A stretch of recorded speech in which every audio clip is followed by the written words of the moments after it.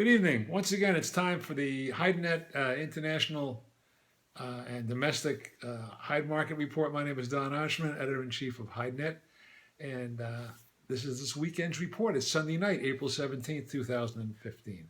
Excuse me, 2016. In Latin America this week, David Holes in Nuevo Hamburgo, our Latin American editor, reports that fresh green prices in Brazil were higher again. Kills remain low, the packers have the upper hand, and they managed to force tanners who need to buy these hides to keep operating to pay the piper, so to speak, and push the prices higher. What's going on is that the Brazilian economy is in the tank, as you know. They're having a negative GNP and all of stuff with the impeachment of the president. So the economy is very bad, and people don't have enough money to buy the meat in the quantities they used to. So the meat demand is down. Export meat business is not good enough to make up the difference. So there's less beef available, and therefore tanners have to scurry and fight to get the raw material they need to make their wet blue and crust and finished leather. The end result is that they were forced buyers, like in China, or I don't know, maybe Italy too, but I think China for sure, to pay $1.30 to $1.35 now CFR for Brazilian TR1 wet blue. This is at least a nickel above the highs reached in Hong Kong about a month ago, and a little bit higher, sometimes 5 cents or 3 or 4 cents above what tanners customers were forced to pay earlier in the week. So the market is really up in Brazil.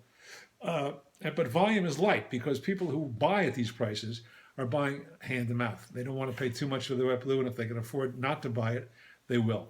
In Europe, Andrea Guvolo, European editor, this week was busy covering the Salon de Mobile in Milan, which is arguably the biggest furniture show, for sure in Europe, but maybe in the world. And he was met there by our Vera Dordick, who writes our This Week in Leather report and our International report, the editor of those reports, and she was there covering that furniture show too. We'll have more on that in next week's This Week in Leather. Excuse me. Back to the bovine situation, European cows weakened for the same reason that American cows have, because of the malaise of the Chinese Hebei province area tanning business. It's just terrible, and they're having problems, and as you know, the government closed some of those tanneries. So the end result is less cow demand and lower prices. Vealskin prices were stable in Europe. European bulls were incrementally lower, depending on the origin, and lamb and sheep prices were generally steady. North America this week, Texas managed to hold their own, basically at $65 FOB, although some people who were caught short had to pay one particular packer who was oversold as much as $66 and $66.50. Branded steers and butt branded steers fell $1. Natives managed to hold their own. In Texas, so did Texas wet blue at $85 to $88 CNF.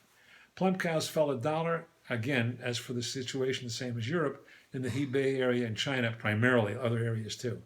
One of the few times this year, American exports and domestic sales surpassed, albeit by a small amount, slaughter, but the shipments did not.